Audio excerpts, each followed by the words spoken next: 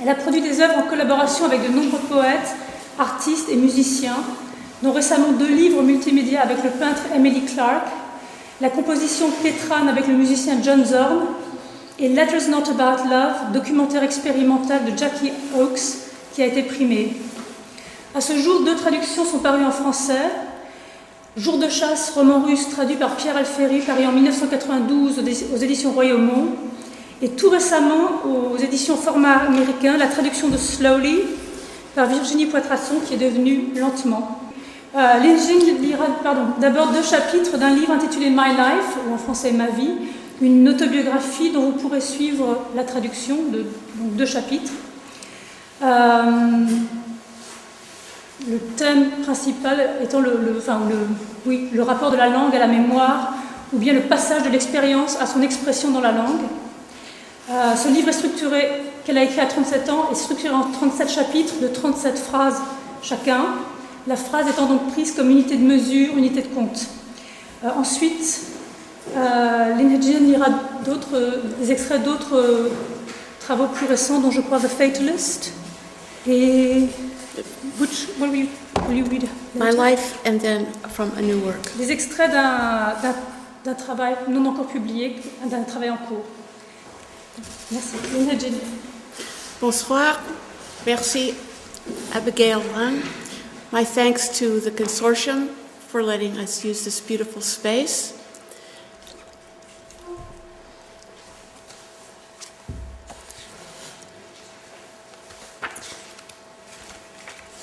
Is it up? Okay. This is the second poem in the sequence, My Life. As for we who love to be astonished, you spill the sugar when you lift the spoon. My father had filled an old apothecary jar with what he called sea glass, bits of old bottles, rounded and textured by the sea, so abundant on beaches. There is no solitude. It buries itself in veracity. It is as if one splashed in the water, lost by one's tears. My mother had climbed into the garbage can in order to stamp down the accumulated trash, but the can was knocked off balance, and when she fell, she broke her arm. She could only give a little shrug.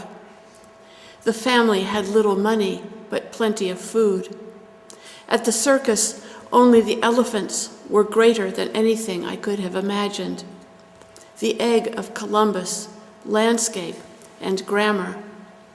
She wanted one where the playground was dirt, with grass, shaded by a tree, from which would hang a rubber tire as a swing, and when she found it, she sent me. These creatures are compound, and nothing they do should surprise us. I don't mind, or I won't mind, where the verb to care might multiply. The pilot of the little airplane had forgotten to notify the airport of his approach, so that when the lights of the plane in the night were first spotted, the air raid sirens went off, and the entire city on that coast went dark. He was taking a drink of water, and the light was growing dim. My mother stood at the window watching the only lights that were visible, circling over the darkened city in search of a hidden airport. Unhappily, time seems more normative than place. Whether breathing or holding the breath, it was the same thing, driving through the tunnel from one sun to the next under a hot brown hill. She sunned the baby for 60 seconds, leaving him naked except for a blue cotton sunbonnet. At night, to close off the windows from view of the street, my grandmother pulled down the window shades, never loosening the curtains, a gauze starch too stiff to hang properly down. I sat on the windowsill singing Sunny Lunny Tina Din Dang Dong. Out there is an aging magician who needs a tray of ice in order to turn his bristling breath into steam. He broke the radio silence. Why would anyone find astrology interesting when it is possible to learn about astronomy? what one passes in the Plymouth. It is the wind slamming the doors. All that is nearly incommunicable to my friends. Velocity and throat verisimilitude. Were we seeing a pattern or merely an appearance of small white sailboats on the bay, floating at such a distance from the hill that they appeared to be making no progress? And for once, to a country that did not speak another language, to follow the progress of ideas, or that particular line of reasoning so full of surprises and unexpected correlations was somehow to take a vacation. Still, you had to wonder where they had gone, since you could speak of reappearance. A blue room is always dark. Everything on the boardwalk was shooting toward the sky. It was not specific to any year, but very early. A German goldsmith covered a bit of metal with a cloth in the 14th century and gave mankind its first button. It was hard to know this as politics, because it plays like the work of one person, but nothing is isolated in history. Certain humans are situations. Are your fingers in the margin? Their random procedures make monuments to fate. There is something still surprising when the green emerges. The blue fox has ducked its head. The front rhyme of harmless with harmony. Where is my honey running? You cannot linger on the lamb. You cannot determine the nature of progress until you assemble all of the relatives.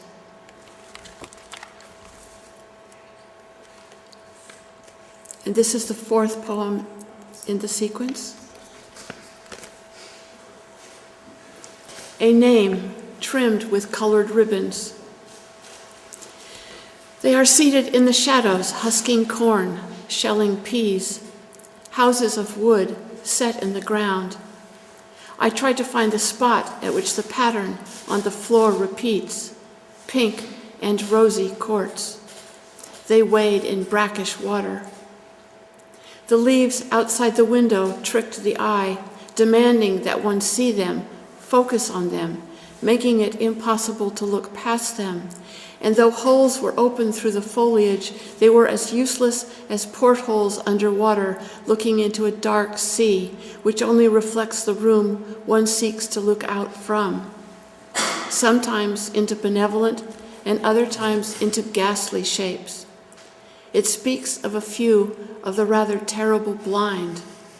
I grew stubborn until blue as the eyes overlooking the bay from the bridge scattered over its bowls through a fading light and backed by the protest of the bright, breathless west. Each bit of jello had been molded in tiny doll dishes, each trembling orange bit a different shape, but all otherwise the same. I am urged out, rummaging into the sunshine, and the depths increase of blue above. A paper hat afloat on a cone of water. The orange and gray bugs were linked from their mating, but faced in opposite directions, and their scrambling amounted to nothing. This simply means that the imagination is more restless than the body. But already, words. Can there be laughter without comparisons? The tongue lisps in its hilarious panic. If, for example, you say, I always prefer being by myself, and then one afternoon you want to telephone a friend, maybe you feel you have betrayed your ideals. We have poured into the sink the stale water in which the iris died. Life is hopelessly frayed, all loose ends. A pansy suddenly, a web, a trail remarkably a snail's. It was an enormous egg sitting in the vineyard, an enormous rock-shaped egg. On that still day, my grandmother raked up the leaves beside a particular pelargonium. With a name like that, there is a lot you can do. Children are not always inclined to choose such paths. You can tell by the eucalyptus tree, its shaggy branches scatter buttons. In the afternoons, when the shades were pulled for my nap, The light coming through was of a dark yellow, nearly orange, melancholy, as heavy as honey, and it made me thirsty. That doesn't say it all, nor even a greater part. Yet it seems even more incomplete when we were there in person. Half the day, in half the room. The wool makes one itch, and the scratching makes one warm. But herself that she obeyed, she dressed. It talks. The baby is scrubbed everywhere. He is an apple. They are true kitchen stalwarts. The smell of breathing fish and breathing shells seems sad, a mystery, rapturous, then dead, a self-centered being in this different world, a urinating doll half buried in sand. She is lying on her stomach with one eye closed, driving a toy truck along the road she has cleared with her fingers. I mean, untroubled by the distortions. That was the fashion when she was a young woman and famed for her beauty, surrounded by beaux. Once it was circular, and that shape can still be seen from the air, protected by the dog, protected by foghorns, frog honks, cricket circles on the brown hills. It was a message of happiness by which we were called into the room, as if to receive a birthday present given early because it was too large to hide, or alive, a pony perhaps, his mane trimmed with colored ribbons.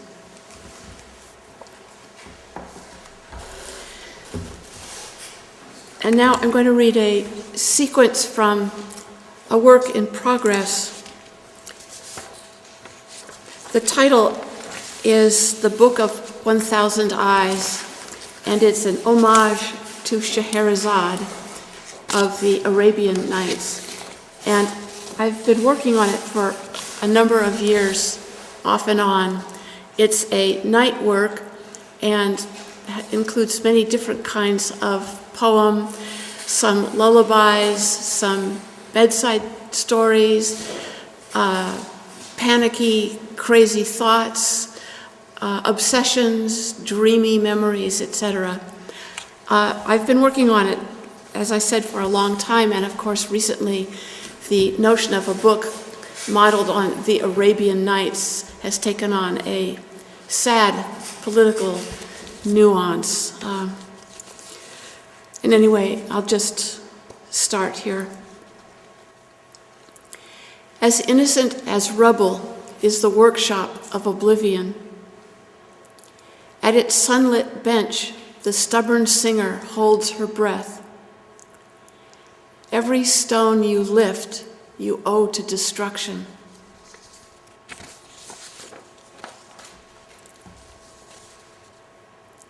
Once there was a village surrounded by mountains, and no one in the village could stand up for longer than 1 hour without laughing and falling down. Once there was a tiny black ant that scurried, paused, turned, scurried, turned, and paused again, and twice there was one, and a third time too once there was a tiny ant.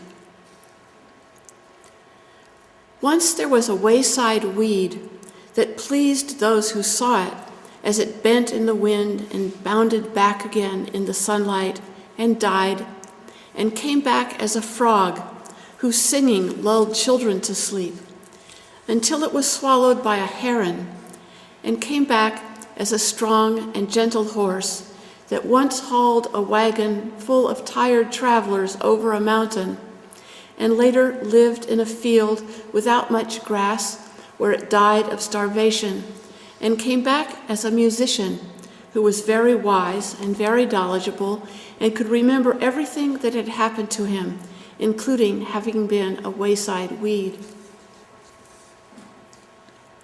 Once there was a prince who liked to eat cherries and roll their pits around and around in his mouth, past his teeth and under his tongue, and up again against his lips, and sometimes from between them the pit would pop out and drop.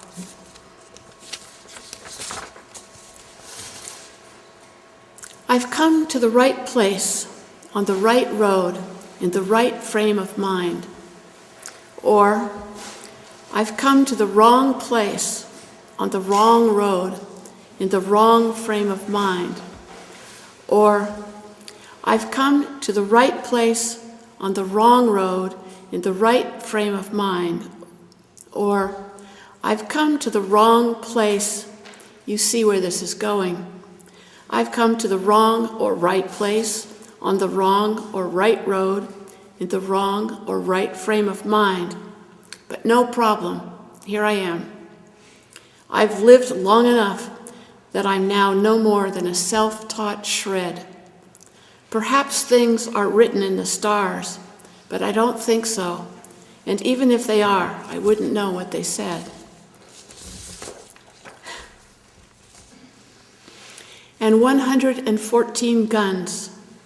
The guy from the nuclear arts movement was kicked out on the very first day. He said ironically, and I thought a little wistfully, "Oh, very many." Till the sun rode high. It is my father. He disappeared abruptly.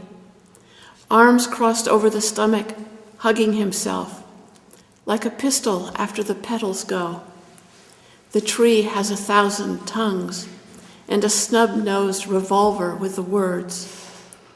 Weak flowers that are blown upon and bent, to roll up and down the windows of the blue-gray paper car, with such incredulity, wonder, mimicry, rejection, experiment, obsession. I have not gotten over my feelings of timidity and shame, and rebuild the engine of the dove-gray paper car. Then all the things that in thee are.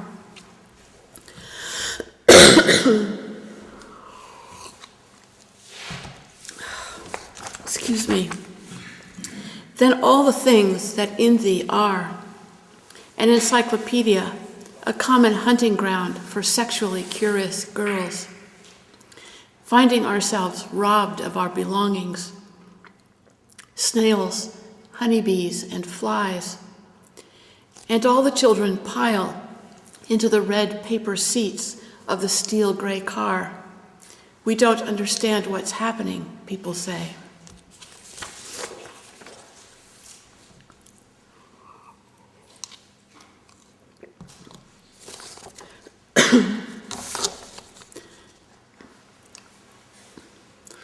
I have lived aboard a ship, stranded by a terrific, immobilizing wind. Now it is Thursday, and I'm to teach a class at a technical institute. I'm to lecture on no plays.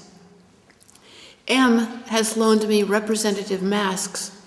L has volunteered to come to the class and sing. C, with dramatic compassion, has sent 7 e-messages of encouragement. Just as I step into the driveway, I am arrested. My long postponed life of crime is brought to an end before it has even begun. B has achieved enormous prestige. Will he use it to help me? Dawn brings all speculation to an end.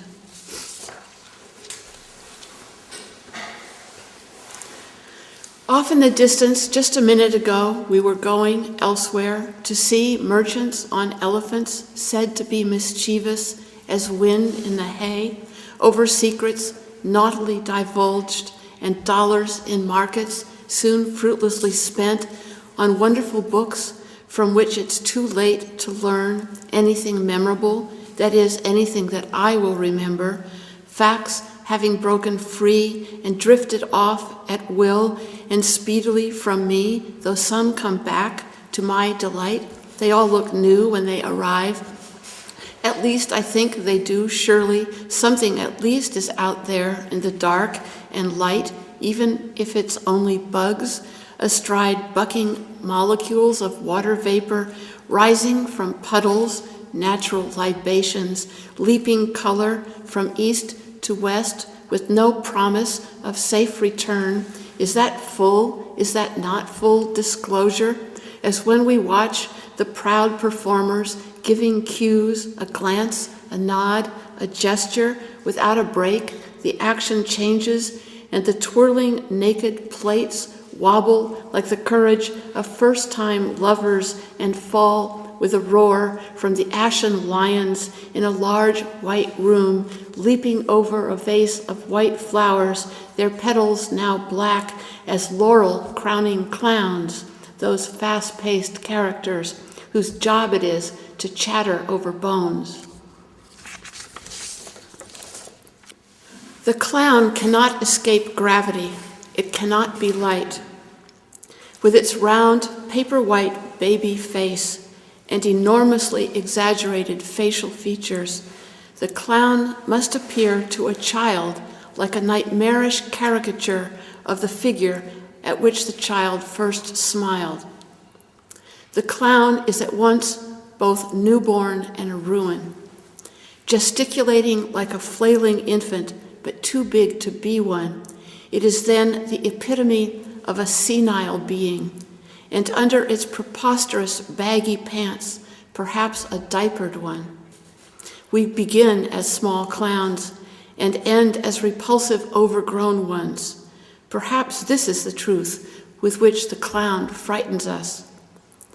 The clown is a swollen, prototypical human, its flopping, inflated body a travesty of the rounded features of young creatures that we see as adorable, vulnerable, vivacious, which is to say, cute.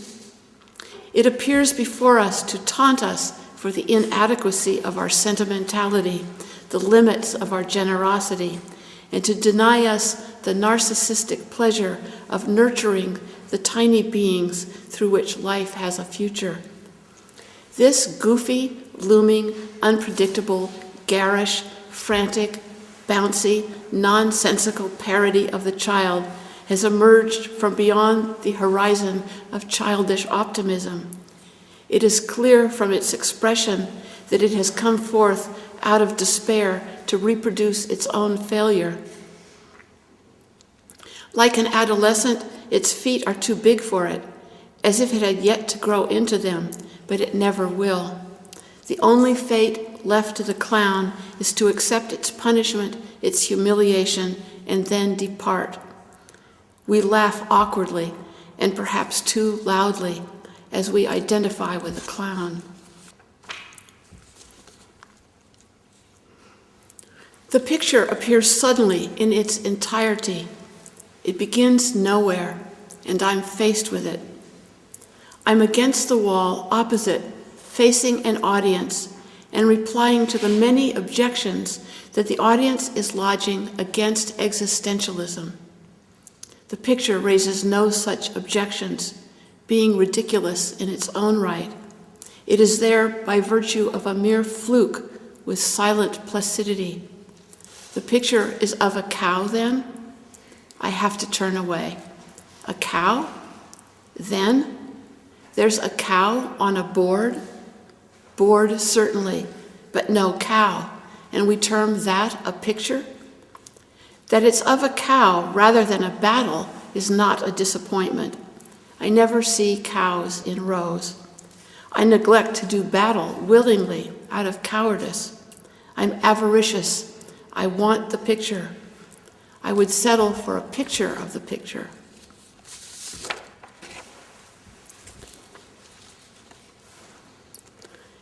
There in your hand is an emerald hoe. You have gone to the basement. You have come to the window.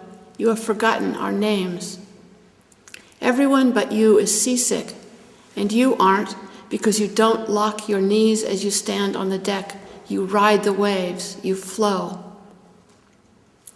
There in your hand is a mixing stick, and you live in the land of our mothers and incarnations, and you see things turning, flowers into fate, pebbles into water, ripe berries into people who begin immediately to hunt and copulate and prepare food and quarrel. There in your hand is a viola bow. You are more than 70 years old now, or maybe half of that, or perhaps 1,000. You are a stranger now, or someone who is yet to appear, but of whom we have a premonition, and the children know your name. There in your hand is a mirror reflecting a cloud. You are moving slowly and also quickly. You live in a barn with legs. You refuse to be bossed around, and you spill the ink. Word goes out to pigeons, or maybe they are penguins who are carrying the message. There in your hand is a message we can't read. You are as quiet and complete as an egg, and when it breaks, there in your hand is a tile, and on it are our names.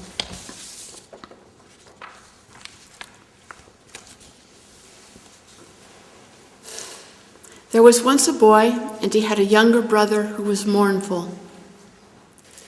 The older boy put a silver saddle on his horse one day, and mounting the horse, turned to the younger and said, "Sam, you've won." A thief, hidden behind a tree nearby, overheard this and said to himself, "By tomorrow at this time it will be I who have won." But he was mistaken, as mournfulness cannot be acquired in a day. There was once a poor man who was hungry all the time. "How dare you? How dare you?"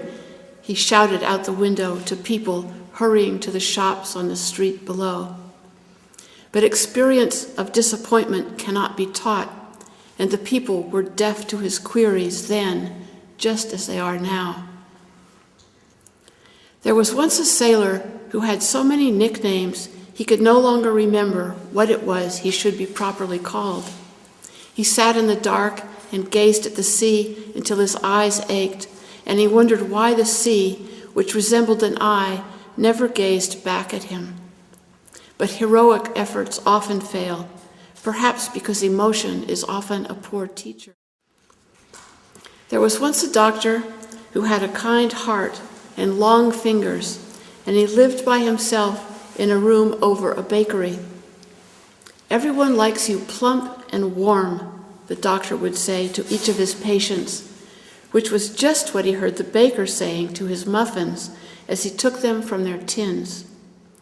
And so we see that in the transition from writer to reader, more and more information is made available. That doctor was a rogue. We are never the worse for our dreams, and a nightmare should not always be taken as a sign of a bad conscience.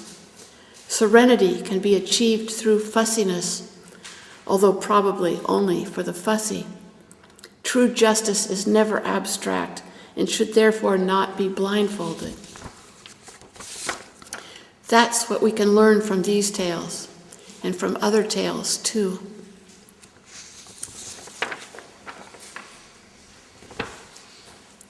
Lost after all. You can leave any time. This rat's like me. She has a human soul. Too late. Duty has become a habit a duty. Poems distilled from other poems will probably pass away. But there's dance in the old dame yet. No doubt I have died myself 10,000 times before. Thank you.